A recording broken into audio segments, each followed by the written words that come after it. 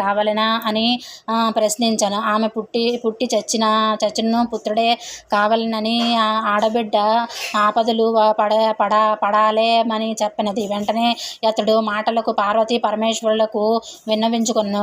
అది విని నా రతినితో ఊరి వెలుపలనున్న మామిడి చెట్టు పండునొక దానిని తీసుకొని నీ భార్య కొసంగము, అది తినిన పిమ్మట నామె గర్భవతి అగును అని తెలిపి అదృశ్యమైరి. అంతటా నా బ్రాహ్మణుడు మామిడి చెట్టు దగ్గరకు పోయి ఆశ కొలది చాలా పండ్లను కోసుకొని ఇంటికి వెళ్ళి చూచెను. కానీ అతని ఒడిలో ఒక పండు మాత్రమే